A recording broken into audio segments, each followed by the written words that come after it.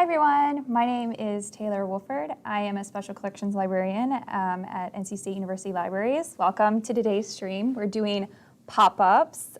We are going to be starting with a demonstration of some of the pop-up books that we have in the Rare Books collection at the SCRC, and then we are going to move into a really fun demo where Robin and Emily, some of the preservation staff with the libraries, are going to be demoing how to actually make some of these items, which is really fun. But first, we wanted to talk a little bit about the history of pop-up books because we did quite a bit of research for this. Yes, we did. Prior, and found that the first movable book types as a form predated print culture, which we both were talking about how interesting that is. Prior to print culture, there being this emphasis on movable book as a way of communicating a message or a story. So the earliest known examples of interactive mechanisms in books were created in the 13th century by a theologian who later became, his works contained volvels or revolving discs, which we also are very interested in as a type of form. And we actually have some demonstrations of those as well today in some of the books we're gonna show. And Robin, you had done some external research on that topic as well. Yeah, what did you learn? This was kind of crazy what I found. If those of you who are into any of the movies about Queen Elizabeth I, you might know that Robert Dudley was her favorite. And the son of Robert Dudley, the illegitimate son of Robert Dudley, was trying to gain legitimacy and to get the title and the lands and so forth of his father. So he built this really complex set of volvels, and the title of the book is Mysteries of the Sea. Mm-hmm. And it's full of all these measuring techniques and plates, and I don't know if you can see very well this, right here is a volvel that has measuring and tracking information if you're a sailor. It's kind of ridiculously complex to be presented in this form, but whatever, he was trying to impress his patrons. Alas, he never did get his title back, but he tried. Yeah, and what magazine is that from? This is in the Guild of Bookworkers newsletter, June of 22. So I think we'll have a link to that somewhere in the video. So the first book that we have pulled for today to talk about is actually, we have a collection of this in our Rare Books collection, but this is also a book that can be checked out in the Design Library. The Design Library, I found through this process, has a ton of interesting paper engineering and pop-up books that could be helpful for anyone interested in making these objects. So we pulled actually, this is sort of meta, it's an instructional pop-up book on how to make pop-ups, which I thought was really interesting. So we have, let's flip it.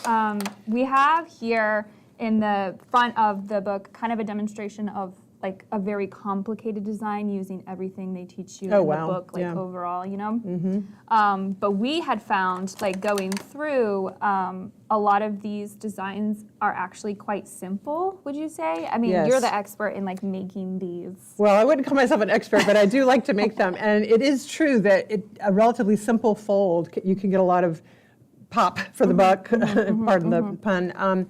But yeah, it doesn't really take a lot of complicated folds to really create a surprising action. Yeah, and then one thing we were chatting about, because I think you and Emily both were really dedicated to learning how to make various shapes and pop-ups, is that there are actually unique names for each of these designs too that I'm sure is very well known in the field. So this first one here is an unequal parallel fold, for example. Whereas we were just calling it the one that has two lines that pops open. So yeah, I mean, this is a whole field, paper engineering in and of itself. There are people who, like illustrators or like artists or publishers or creators, are dedicated to making these sort of pop-ups. Yes, and that's a good chance for me to give a plug to Duncan Birmingham, who is a British pop-up maker. He is amazing, and his videos are amazing. They're very clear, easy to watch. I want to say he's got 40 of them or something, and you can just, they're not really long. He'll just do each fold several times, reiterate the important parts. So if you're interested in learning pop-ups, that is a great place to start. Well, yeah, since this is an instructional book, also, I wanted to ask you, like, how you first started making pop-ups. How did you learn and what got you interested in that? I took a class in, I don't know if people know about the Haystack School in Maine, on Deer Isle, Maine. I took a bookbinding class, and one of the things they did was pop-ups. Oh, amazing. And I learned there, Bonnie Stalaker, I'll give a shout out to my teacher. I'm sure she's not listening. But yeah, that's where I kind of got hooked on it. And, Yeah, and then I think at the back we did find sort of those rotating discs that we were talking about earlier as some of. This is a modern take on some of the earliest forms of movable book type that predated print culture. So you can see it's kind of an optical illusion. You spin it and it changes what you see. There's also arrows that you can do. I mean, I'm sure there's a lot of applications with the arrow one. Oh, yeah. You really have anything moving like windows or like ghosts or something if it's like a spooky one. And then these are fun over here too. Yeah, that one. Oh, yeah. That one moves in and out. And what does that one do? Oh, okay, so it moves it around. Again, Oh, I see. Okay, probably- that adds to the image. yeah, probably pretty as it applicable goes. for Huh. like astronomy, like if you Yeah, wanted to yeah, rotate the planets around. So this is a really good like intro guide. Definitely. I'm not the craftiest person, we know this. That's why I brought them here. But I was making some of these as well. I think it's fairly simple to do. So the next book we're going to move up a little bit in complexity level here. Let me put that over here. Get it it's out of your way. fine. Okay. We have The Hobbit by J.R.R. Tolkien. So huge Lord of the Rings fan here. Love everything that's been put out from Tolkien's works. So I thought this would be a really cool one to talk about. This is an illustrated pop-up book with 5 pop-up scenes. There's movable parts, and there's also the pictorial boards. John Howe is the book illustrator for this and the conceptual designer. So for anyone who's familiar with the conceptual art that was done for Peter Jackson's Lord of the Rings trilogy, it was done by John Howe. He did a lot of the conceptual pre-planning, designing, and also conceptual art for the films. And he is the book illustrator for this, which is a really cool connection to the original trilogy that was put out. And I think just like visually, it's very interesting to see a very complicated fantasy story depicted in almost exclusively images, right? Yes, and this is a good example of how it doesn't take much to get, something kind of magical happening. These are just some simple folds underneath here, which you'll see later on when we demonstrate. But you can create a lot of magic without a lot of effort. I know I said that before, but it's just like there's maybe 5 little folds underneath. You probably can't see it. Yeah, you can see like oh, there we go. Yeah. In here, these are the folds on the sides there. There's only 4 of them to create sort of that really elaborate design, Right, like you're right. saying. And as a English lit scholar myself, I find it interesting that the language itself is not the focal point of this. Yes. Like I said, movable book parts predates print culture, so I think this is kind of a nod to that as well, intentional or not. But it is really interesting that the text, here's for the reveal of it all, the text is on an outside pop-up panel. Oh, cool. So again, not really the focus of this book, or really even the point. And I think that, to your point, is what is so enchanting about this as a form of book, is that for those who really rely on visual cues for reading, for learning, a pop-up book can really help with that. And we have another book we're going to talk about later that will demonstrate pop-ups as visual learning tools for difficult topics. Did you say at the beginning that some of the earliest examples were for religious texts? Yes. So I think that, when you think about, a lot of people would not have been literate way back when. Like, I can understand that visual would be the way to communicate right, the yeah. all-important messages of the Bible or whatever, So we have some spooky monsters here, which is really cool. The one I like is actually, I think, on the next page. Yes, the dragon. Ah, yes. This one's really complicated. Like really, really complicated, would you say? It looks really complicated. Yeah. This is just one simple fold right here, this piece. See if we can. And then it's only a few. Now, in my terminology, they're known as moving flags, which we'll look at later. But yeah, it's relatively simple in construct, but yeah, visually, it's that's amazing and complicated and great. This one also uses some string, which is interesting. I don't know if you can see the string there. Yeah. They don't all do that, but sometimes that's necessary. Well, yeah, I was going to ask, is that just to give it support for it being like a taller, heavier structure? Yeah, and when you don't want to, when you want the support to basically be invisible, right? Like that's sort of hiding. You want the wing to look like it's free of the dragon. Oh, well, that makes sense too because it's the same color as the dragon. Right. Yeah. Oh, that's cool. So again, taking some of the more simpler designs from our previous book and just elevating it to the next level. Yeah. Really stunning. And then this is one of the last scenes in the it's a battle scene. With a lot of pop-ups. We can sort of tilt it a little bit. Tilt it up. There, the other way. The other way, okay. To show the bottom. We're getting cues from the team in the back. So these are, this is a battle scene. Really, really stunning. Again, the concept art by John Howe. So really representative of how the trilogy was depicted. But I think we can go ahead and move on to the next one. Let me just point out one thing real fast here. I don't know if y'all noticed here, but these little birds are actually on some kind of clear, whatever you call that stuff right there, some kind of plastic. So they can look like they're flying, but they're actually on a pop-up of their own. Yeah. Oh, okay, yeah. I didn't even see that at first, but then I was like, hey, wait, that's plastic. So that's interesting, like with that and then the string for the dragon, that there is some allusion to this process, like sort of tricks and tips to make things appear as if there's movement when there might not be. Right. That's interesting. That's an interesting. I'm glad you pointed that out because I did not notice that. I didn't see it the first time. Yeah. Okay.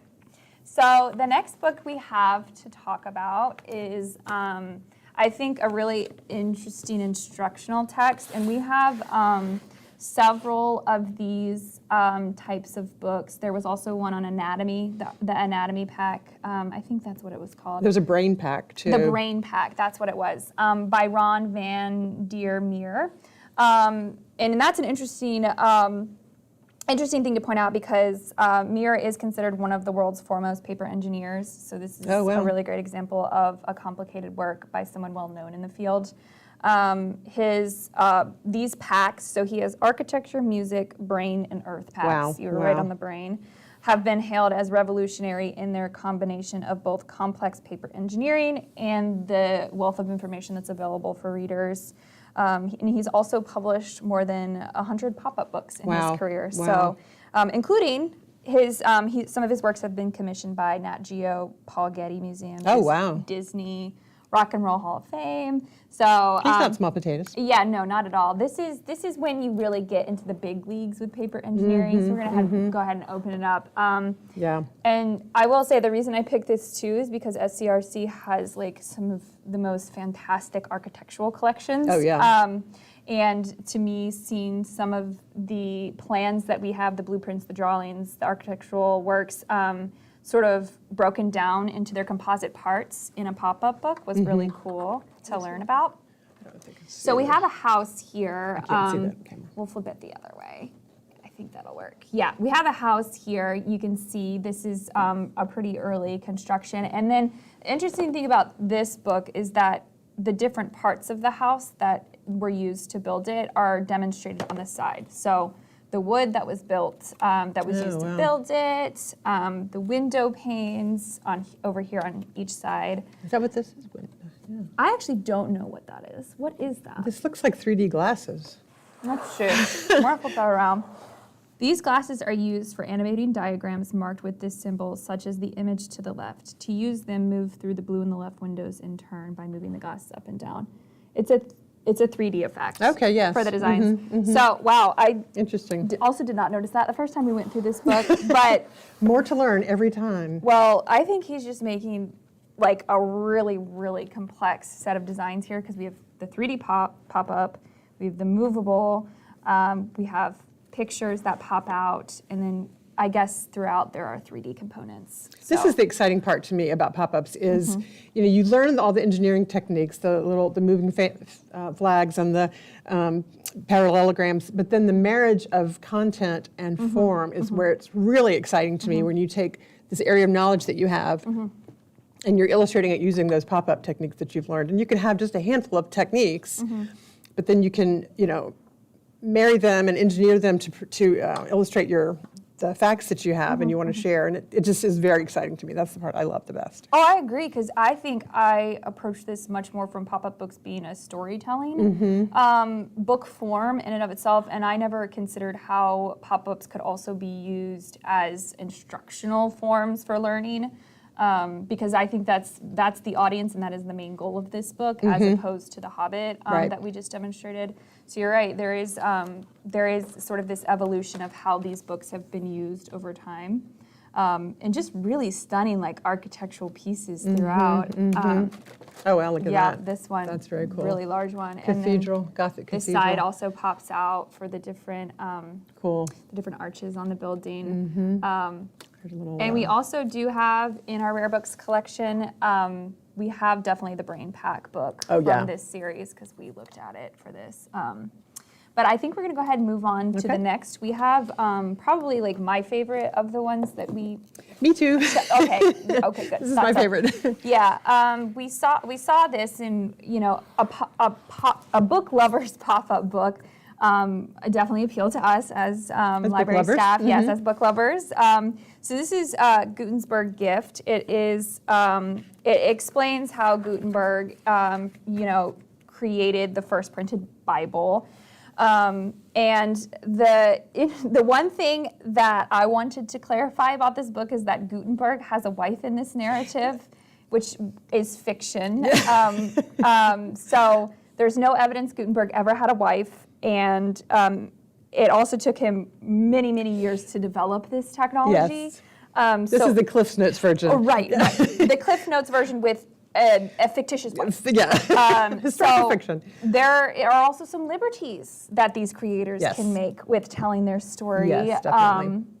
But what about this appealed to you? Like, what was so interesting to you from like the construction standpoint? Well, the construction standpoint, so this parallelogram, or I also know it as like a stage feature, is the one I'm going to be demonstrating today. The way now, I'm not going to do this moving bit here, but you can see how you can make the little scribes write. But I immediately said, oh, that's one of my favorites right there. So that grabbed me right out of the gate. And then this also has, oh, look, you can see Mrs. Gutenberg like shaking her head, like, no. She's not real. She's not real. No, this is a really bad idea you have, husband. Wait, what is his response? I'm working on it, wife. I'm still going. Oh, and then one of these had some more strings on it. Where was it? The pages are drying. Here's the pages of his Bible drying. Oh, cool. And I think I'm doing something wrong, but anyway, maybe the string is caught. Doesn't matter. Can you see that? All right. So the little strings here where his pages are drying after being printed. Cool. So I just thought that was very sweet little thing there. And it is, for a younger audience, a really cool introductory lesson on printing culture, how printing press was made, Gutenberg and his process. So I like it. I think this is something we definitely would be interested in demonstrating to our students, just in terms of the actual mechanisms of the printing press itself and book form. It's really interesting to me. I like it a lot. And this gives you an idea of how far we are away from this sort of physical book, right? Just what goes into making a physical book, and how long it takes, and how complicated it is. And now we're in an age of hit print. We don't have to worry about this stuff anymore. But I'm not sure why I'm lifting it, but there you go. Let me see here. That's the printing press right there. Well, that's Gutenberg. He's working hard. Yeah. And then the printing press is sort of angled here. It's a little hard to depict because of the angle of it. But so we've really come full circle then. We started out discussing the earliest movable type that predated print culture, and now we're in print culture, really the beginning of it in the 15th, 16th century with Gutenberg. And like you said, you are going to be demonstrating today how to do this pop-up, which is really cool. Okay, so if we can go ahead and move on, I want to mention that these pop-up books are available for research if anyone is interested. We pulled materials from the Sarah Fruman collection of pop-up and movable books, and NC State Libraries also has a research and study collection of pop-ups. If anyone's interested, we can help you access those. That being said, I think we're going to take a brief break and we are going to go into our next demonstration. We are going to have a demonstration with Emily, and she can introduce herself when she's up here, and she is going to make a Christmas tree. Is that right, Emily? Yes. Okay, I'm getting nods. So we will be back in just a bit with some live demos.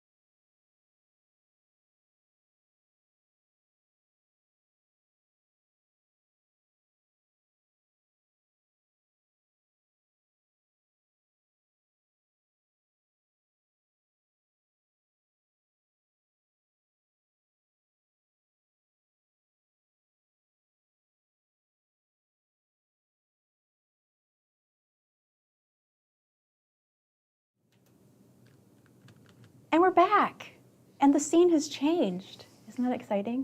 Now we are ready for crafting. Hold on, I gotta straighten my mat or it'll make me crazy. Okay, I'm back, and we're gonna demonstrate some pop-ups.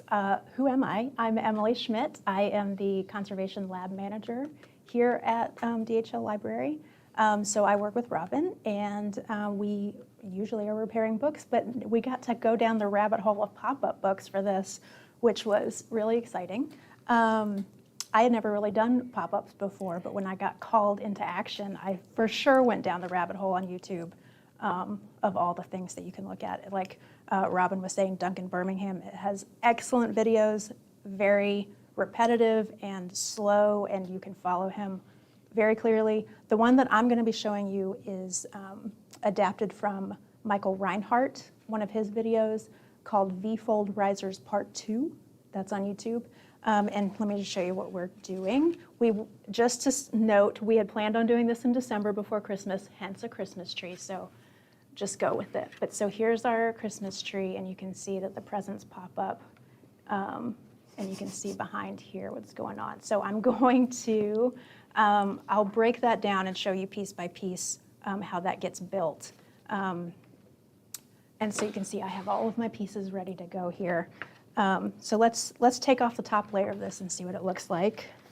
Let's see which one is that. Of course I can't find it.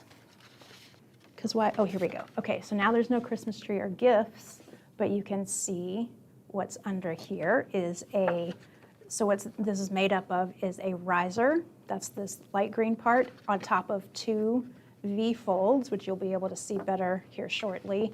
And then there are three of those parallelogram things, and this one has them built, oh, it's hard when I'm backwards, on top of each other. So you can see there's like a little stair step right there. So let's take another layer off and see what it looks like. now we've just got the V-folds. So these are the V-folds that everything is built on. And you can see that they are moving in parallel to each other, and they are built off the center fold here. So the core idea of this structure is that they're built off of the valley fold, which is here in the center. And then every piece that you add creates a new valley fold. So like now there's a valley fold right here between the V and the base sheet, and you can build something in there the same way you could build something in here. And that is what creates a lot of movement. And it adds to the complexity. And that's how you can get something looking very elaborate with very simple steps. But it is important to think about the fact that the farther you get away from the center fold, the less power and strength you have. So like if you end up with a fold way out here and you try to build something in it, it's not going to move quite as much as as the power that comes from the center fold. But those are just things that I've learned in my initial stages of learning about this. And I wanted to give you one real life example. This is from our collection too. This is Toy Story. And I just want to show you, this is built off of a V-fold riser. So you've got, it doesn't even fit when it opens up. So we've got Buzz and Woody flying off. And if you can see, those are just two V-folds, the same as those green ones that I had. They're just taller, and it's moving up. And then on the bottom, there's another, it's hard. Okay, there's another V-fold right there. And it is turned the other way, so it's actually moving down. So you get this really cool effect of something going up and something going down, and it looks really impressive. So we're not doing something that impressive today, but be inspired. That's the kind of thing you could make. Okay, so let's start making, because I don't know how long this is going to take. So we're going to start with our V-folds. We're going to start with that base. So how do we do that? These need to be identical to each other because they need to work in tandem. So this is what they're going to look like once they're created. Let's see, maybe the light one you can see better. And so let's make them. So you need to make a square, which you can do by folding that triangulation of the paper, and then cutting that, and then you have a square, which you also need the center fold. So that's already there for you. Now we need to make some tabs, because if you can see, it is attached to the paper via tabs. It's really hard to see. So we need to make those little tabs. So to do that, I'm just going to fold kind of a 1/4 inch tab right there. And then this is what Duncan taught me on YouTube, is that you want to do those folds in both directions. So you sort of start to break down that paper a little bit, and then you get more movement. It's not fighting itself, in other words. And then we want to miter that corner so that that corner isn't running into itself. So I'm going to do that by just taking my scissors and cutting an angle like this. Like that, I don't know if you can see. Okay, so now we've got a mitered corner. And then we need to make tabs on the top, because these tabs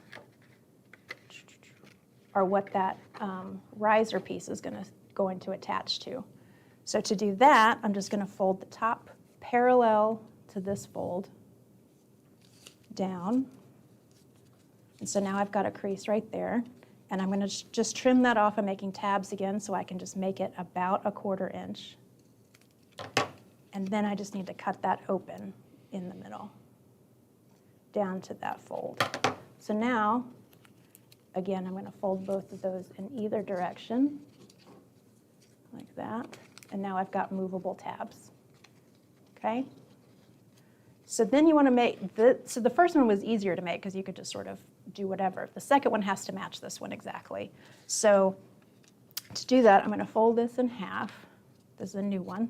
I'm going to fold this in half, and then I can lay this down and sort of take my pencil and mark. It's really far down for you. I don't know if you can see, but I'm going to mark where that crease is. And then I'm going to fold that again, right on that mark that I made. Okay? And then I'm going to miter that corner. This part doesn't have to be exact because it's the underbelly of the whole thing. But we do need this top part to be identical. So again, I'm going to come in and mark where that fold should be and where my tab should be. And then I can just cut that off and open up this fold. Okay, so we've got some V-folds. Let's attach it to something. So here somewhere is going to be my base layer. So it's just a piece of card. It's a heavy cardstock. All of this is pretty heavy cardstock, so it has some weight to it, so it can withhold all the movement that's going to be happening. So I'm going to fold this in half, and we're going to really use the center fold a lot. I've got a bone folder here that's going to help me with my folds. The center, but you can't see it that great, so I'm going to draw a line. I learned this from Matthew Reinhardt. It's helpful to draw a line down the middle so it's visible on the camera. I don't know if that helped. Okay, so let's attach some things. So this one, I'm going to put glue on these tabs here and then attach it, and then I'll do the other one. So what we're going to do is it's going to get attached flat, and we want the center fold of the V fold to line up parallel to the center line of the base sheet. So I'm just going to use a glue stick here to do that. Wouldn't it have been smart if I had like a scrap piece of paper? That's all right. Oh, this glue is kind of sticky.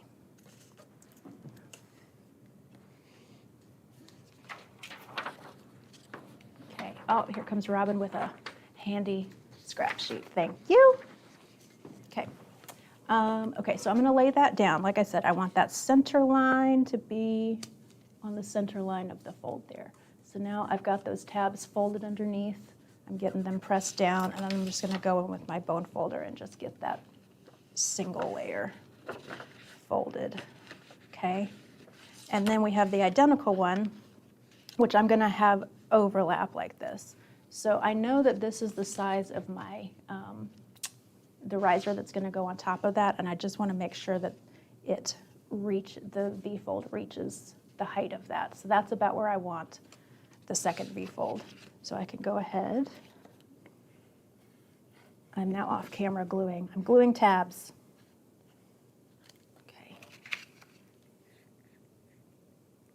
Robin, I'm going to maybe need your glue stick because mine seems to be dead. Okay, but I got enough glue off of this, thank you. And I'm going to put it about where I said, right underneath there. And so now I'm sort of using this line because I can't see the line on the base and this line up here, but I'm trying to get those flat on themselves, parallel on themselves. Okay, get that nice and pressed. Okay, so I'm just going to go ahead and move on to this one, which is not sticky. It's like a baking show. Ta-da! Okay.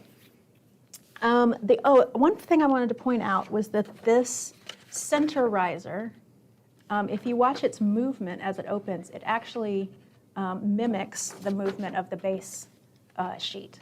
So as the base sheet opens, that top one is moving.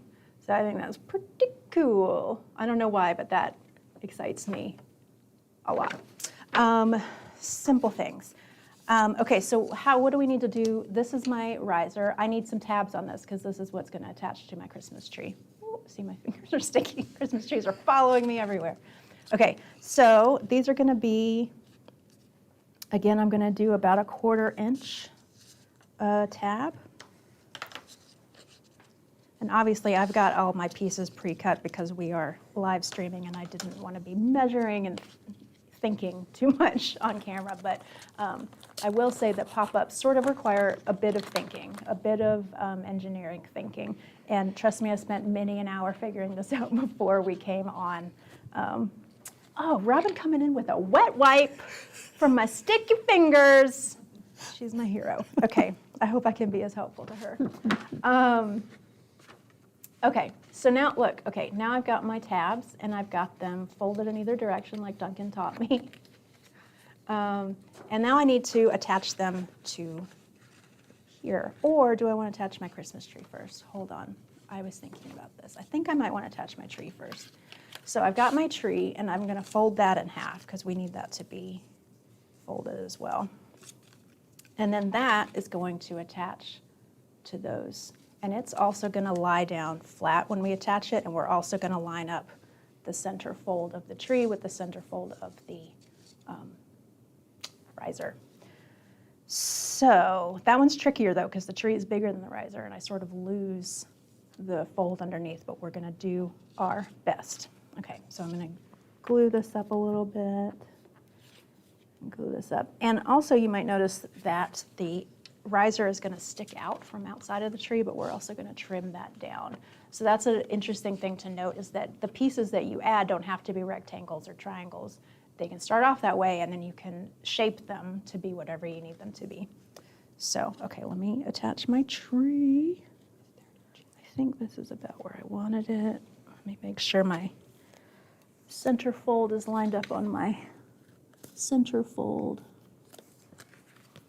Oh, there's the way to see it. There's the way to see it, Emily. Just turn it over. Okay, so I've got those centers lined up, and then I'm going to attach there and there. Is this what I want? Hold on. Now I'm questioning myself. Let me just think. Nope. Okay, so you can see that as that opens, the tree is actually going to pop forward off of that, which is also just thrilling, because how simple is that? But now you've got a tree coming towards you. I don't know, it's just really fun. Okay, so I've got this bit sticking off. I'm gonna go ahead and trim that to the shape of the tree, because who wants to see a fluorescent green piece of paper sticking out there? Okay.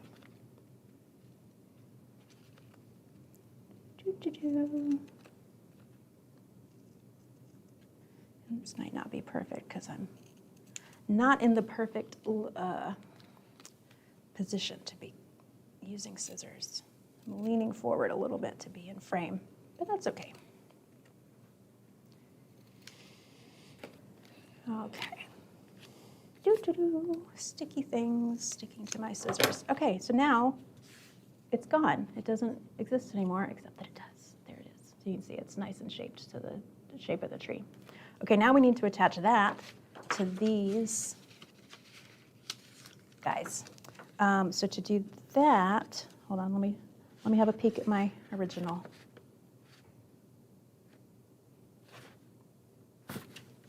It's not really helpful. Okay, I'm just gonna decide how high we want that to be. So this is its open state, right? So the tree can extend beyond the border of the page right now, because when it closes, it's going to go back down, and it'll hopefully get ensconced inside of that base page. Ensconced is a word I did not expect to say today. Okay, so I'm going to get my handy, I don't even know what this sheet of paper says, but okay, I'm going to glue up my tabs here on both of my B folds. Probably should have done this one first, but okay, so now we got some adhesive, and we're going to stick down our tree. Again, what's the rule that we're following? We want that center fold to be lined up with the center fold. That's where all of our power comes from in this pop-up. Okay, a moment of truth. Let's see if this tree pops off the page. Oh, it's sort of, the fold is backwards. Oh, I shouldn't have labeled it. Here we go. Okay, moment of truth. Okay, here we go. Did it work? No. Hold on. The moment of truth has not yet arrived. We are still trying to stick. Oh, that needs to be higher. Okay, see, it's trial and error, the whole thing. You gotta see what happens, what works, and really get that glued down, because what happened is it popped off and not popped up, which is what we want. Okay, so we want that tree to move. Is it gonna? So what I'm going to do is just go ahead and close it and teach it its final resting place, and then see if it'll pop up for us. Oh, that glue is just stuck. Okay, I mean, it's not stuck is what I meant to say. Whew, this is not going to plan. And that's okay. That is okay. I think I just need to wait a second and let that glue sort of cure. Because I'm trying to move it too fast and it's not really adhered yet. So let's give that a second to really think about its new position in life.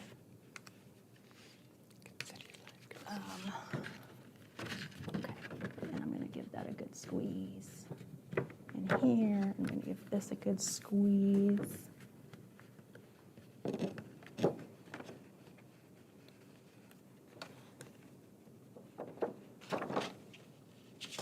Okay, so while that's working, is it working though? We don't know.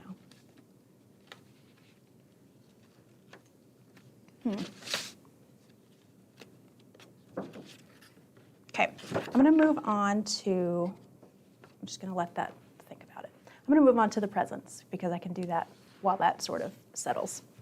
So for the presents, we're going to do the parallelogram folds. Let's remember what this is going to look like. So we've got, that's a good idea, Robin. I'm going to put some weight on that and see. We've got some bag weights here that might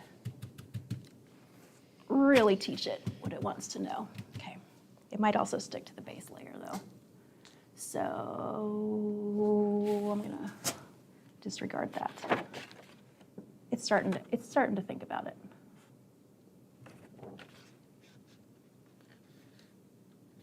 Okay. Stop with the fiddling, Emily, and move on to the presents like you said. Okay. Presents. We need these parallelograms, which is like here, sort of, if you can see. And I've got 3 different sizes. I already went ahead and cut them just in case we came to a point where I needed them to be cut. So this one is the tallest one, and you can see it's got some tabs on it. And then those are actually identical. And then there's a little baby one that's going to sit on top of it. Okay, so let me make one of these and show you what that is like. So I've got, all of them are the same length right now, this way. And it looks like I've got about 5 minutes, so I'm going to do this in rapid succession. So the way you would make this is I would decide how big I want my riser to be, and then you're going to fold that in half. And then, like, if I want this to be, I think I decided 3/4 of an inch, I can do that. And fold it there. And then those are going to be my tabs, which I can always trim down. So I'm going to trim that down. Now we have a riser. So that's how you make the risers. And so I'm going to go ahead and just jump to the ones that I've already made. Well, this is a good one. Okay, so to do this one, because it is, I've got the same height here as the depth of it, I can attach it the same way as I did my tree, which is line up that line. If we had one of those that Taylor was showing you before in that other book that was a unequal parallel fold, you would have to attach it a little bit differently. But if you get into this, you can look into it and find out. The other thing I want to note is that see how that corner is going over the center fold of this card?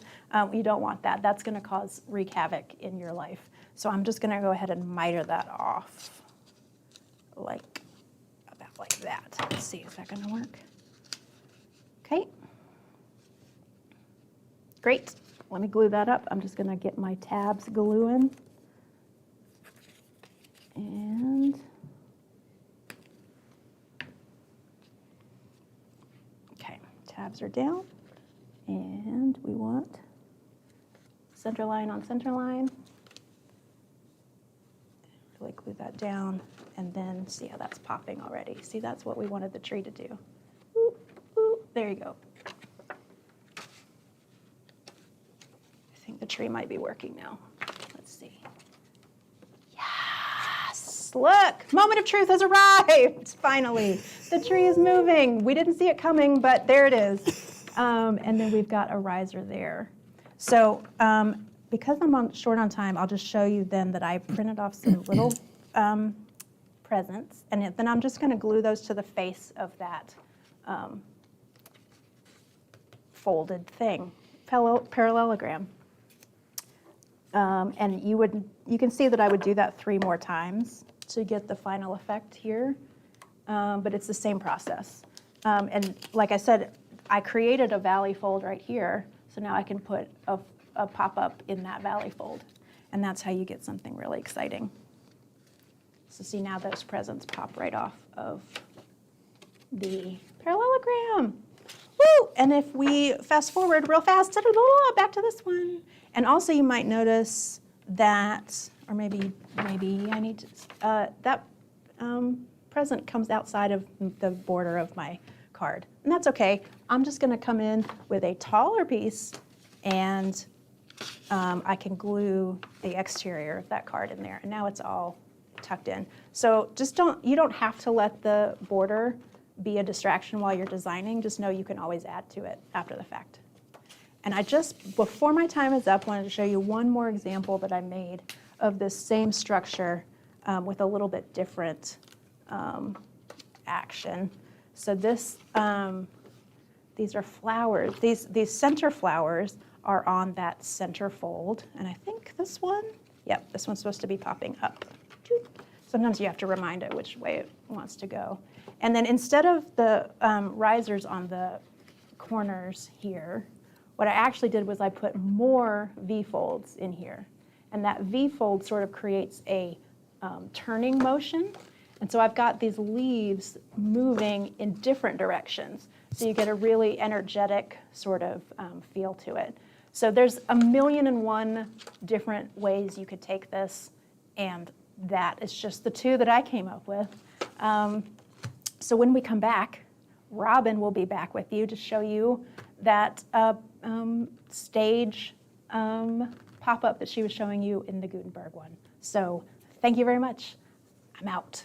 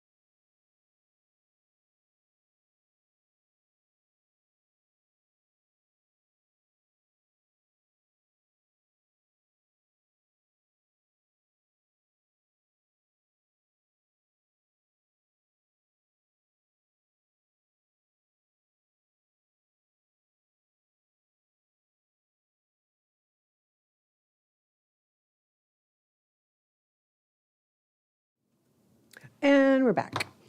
Okay, so this is Robin again, and I'm a preservation technician at Hill Library at NC State, and I'm going to be showing you the stage pop-up that you saw earlier in the Gutenberg book. This is a simple one stage, what I call a one stage pop-up. You can see that it just has one, the pink card is the one stage, if that makes sense.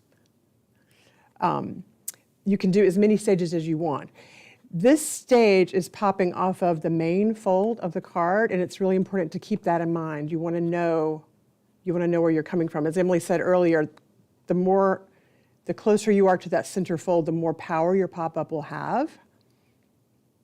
So that is key. Now, I also want to tag off something else Emily said earlier, which is that you have to think of it as paper engineering. I'm not sure how she said it, but you do have to think about it as trial and error. You're going to make mistakes, and you're going to have to keep trying different things until you see what works best for the content that you're trying to present or what you're trying to say. Okay, so I'm going to just show you how to make a simple stage pop-up. We've got two ways to do that. The first way is here's my back card, and here's going to be my pop-up. You fold your piece in half, your background piece in half. The bone folder is a really nice friend. Then your stage piece, which this is my stage piece, I'm going to make 3 folds in it. And I'm just going to make them wherever I want them to be. And you would do this based on what you're trying to show or say with your pop-up. What's the image you're trying to convey? What's the message you're trying to give? That's how you decide what goes where. All right, so I've just made 3 quick folds.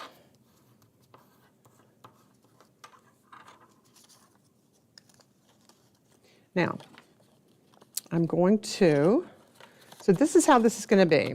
If you can see that. That's how that's going to look, all right?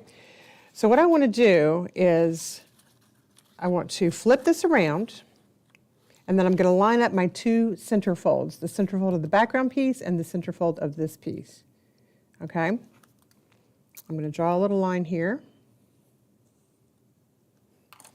Now I'm going to go back to the way it's supposed to be, flip it back around again, and I'm going to glue this flap down.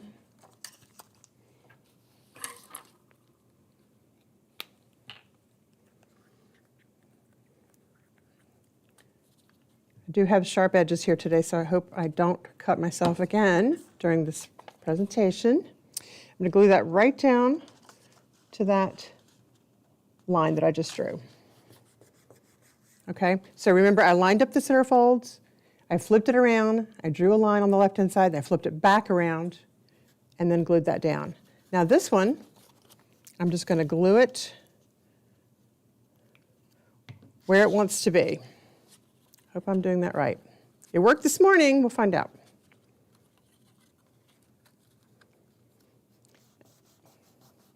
I don't think that's right. No, it's right. Look at there. It's right. All right. It is now. Also, Emily said earlier, your back page may end up being not quite big enough. You can always add on. So you can see my pop-up sticks out a little bit, but that's okay. Another way to do this is you fold your backing paper in half.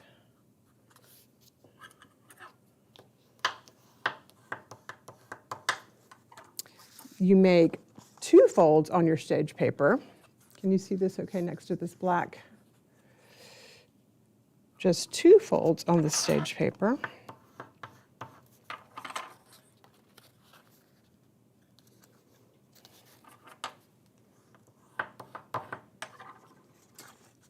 Now I'm going to glue these down just wherever the heck I want to glue them.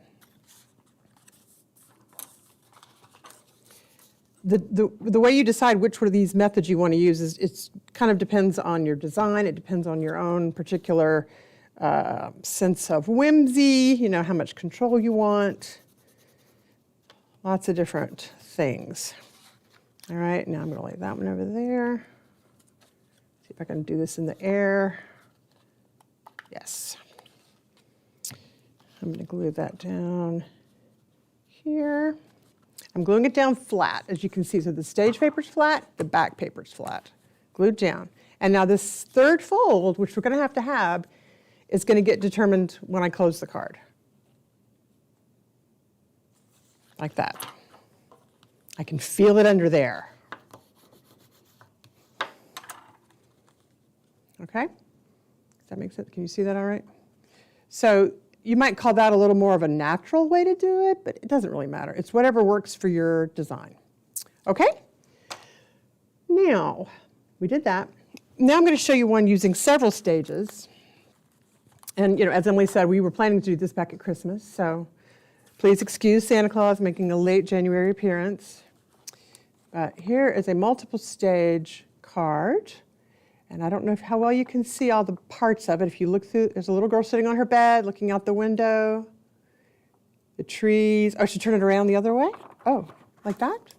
Oh, okay. Sorry. Looking, can you see Santa Claus? Very faintly. See him way back there in the background?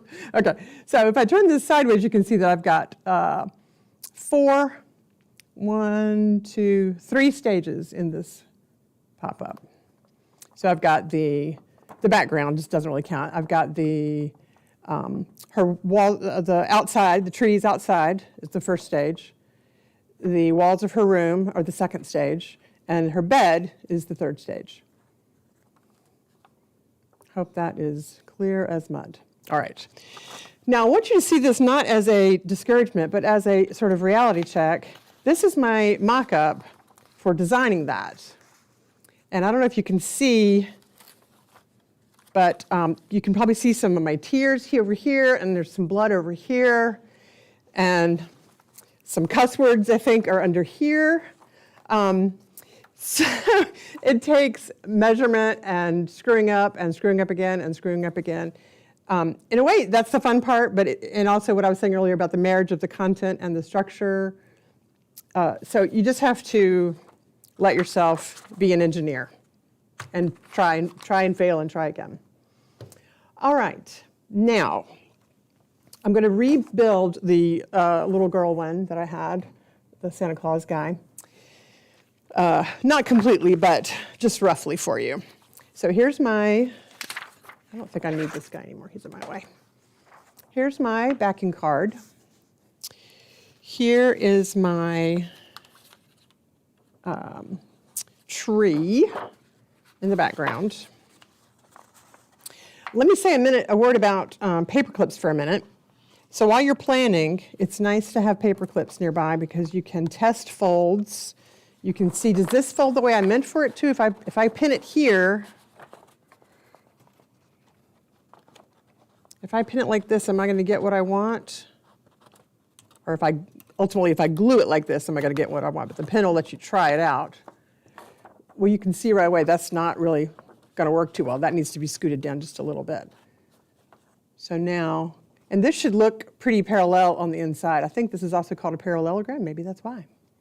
So that should close pretty nicely. So those pins, I'm like, okay, that works. So I can glue those down. So this is a pretty big side of the stage.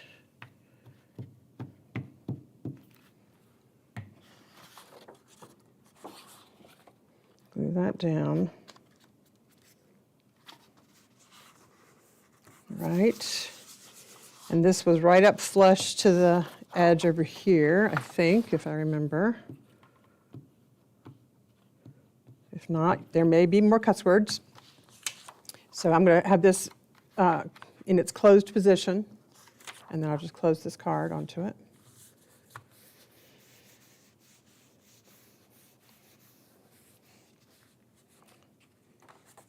Glue stick is great, but as you know, as you have already seen, it doesn't work as fast as you might want it to. All right, so there's my trees. And I failed to, you probably can't see where I've started my cutout, but I failed to cut that out for you. I'll just do a really fast little cut here. And I'll try to make it really hard for you to see. So obviously you would do all this, you know, before you glued it down. I'm doing it a little backwards.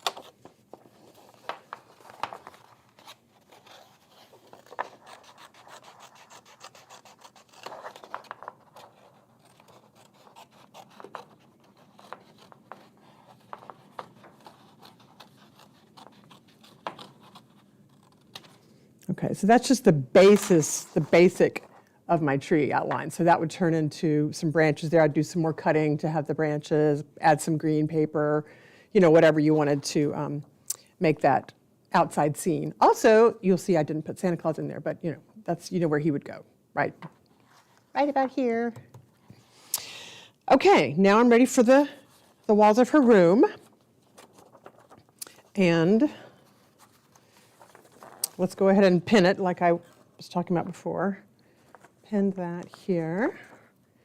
And I know already how this is going to go, so I'm going to go ahead and pin this here just to show you, but I plan for that to be there. Let's see how that closes up. All right. Closes up flat. I still have parallelograms, more or less. Can you see the parallelograms? Okay. This is really hard to do. Okay, so that is where they belong. That's where that goes. So let me go ahead and I can take off my paper clips. I will go ahead and do the rough cut of her window.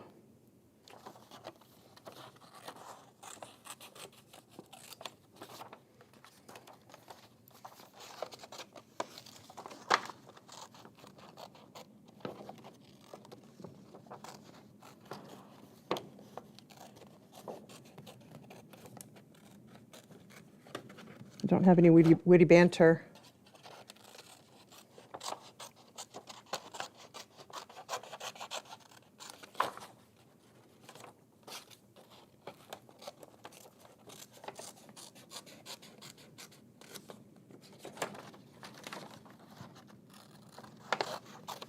I will tell you that when I was little growing up that we couldn't always say Santa Claus and we often would say Sandy Drawers. So is Sandy Drawers coming tonight, Mommy?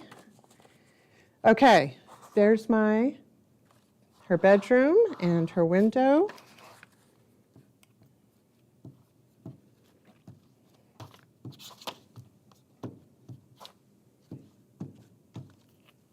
I think I just wrinkled that up a little bit.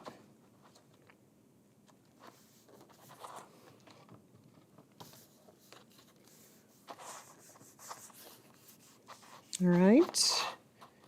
And I think in the original one of these, I had her wallpaper come all the way around this way, even though technically you don't need it as for the structure, but obviously I wanted this to be part of her room as well and not the outside. So I just extended that paper along.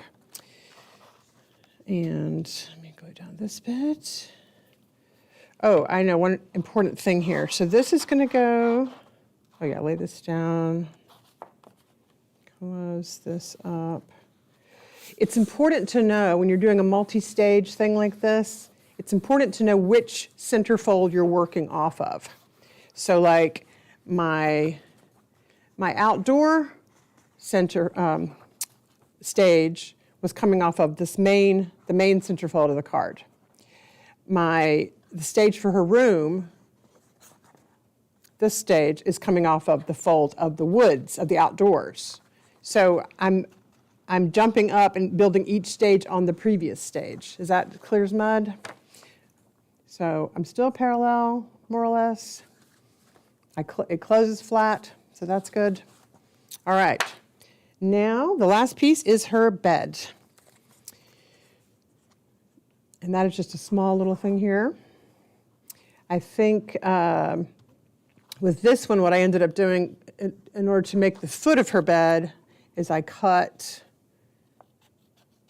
just a curved bit off the bottom to show the curve of the mattress. And that's going to get glued.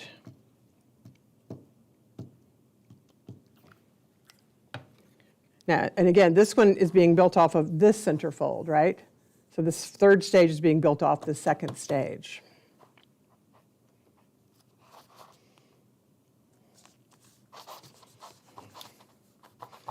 I know you love how we talk about this like it's so important. This is earth-shattering stuff we're doing here. Really important work.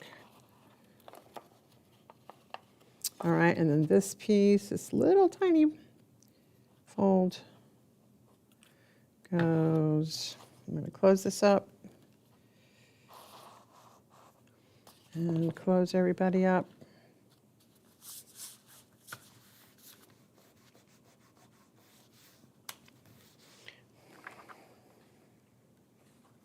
And voila. And I think I also covered up this bit here, like made it her windowsill or something. I don't know what I did to get rid of that little extra bit of paper, so it didn't look like her bed had a base on it or something. And then you could decorate it, do whatever you want to make it, to fill out, finish with your image or your message or whatever you're trying to say. So to me, that's one of the funnest parts, is going in and having. I found a poster for her wall and making the little girl and, how do you, the pillow, different parts to make it real. I loved making the door. So, it's very fun. Okay, I think that is everything. If it wasn't obvious, the subsequent stages, they all get narrower, right? That probably is obvious, but they can't get bigger. They have to all get smaller as they go. Am I okay on time? Have I gone too fast or too slow? All right, I think that's everything. Normally I would say, does anybody have any questions? But that's all I've got, and now we're going to be joined by Taylor again for just a few minutes here. Hello. I am back. Hi. So thank you so much for joining our stream today. I want to thank the Preservation Department with the libraries for collaborating with us on this. They really dedicated themselves to learning a lot about pop-ups for this, and there was a lot of prep that went into it, so much appreciation to everyone involved. I also wanted to throw a shout out to an event that you all are going to be involved in as well. We have a series of workshops called Crafting Resilience that the library is hosting in collaboration with Prevention Services on campus. And Robin, are you doing the pop-up on the 25th of April, correct? I think that's the right date. Yeah. Yes, it's a pop-up workshop. I haven't decided yet which pop-ups I'm going to do, but we'll be doing pop-ups, yes. Okay, so from 2 to 3:30 in the Fishbowl Forum, Robin and Emily potentially will be ready to show you how to make some more pop-ups, and that'll be April 25th. And it is also a continuing series, so if you check the library's website, you'll see I myself am making slime and fidget toys soon, so stay tuned for that. And Emily's doing one on collage notebooks in March. March, yeah. So you can see all that information on the library's website, and also stay tuned for the next series of show and tells that we will be doing. SCRC is going to be doing one in February on mysteries from the archives, so it'll be looking into unprocessed collections that we've recently received in the archives. And then in March, we will be doing one highlighting Asian and Asian American voices on campus. So I think that's it for today. Thank you so much for tuning in, and we will see you next time.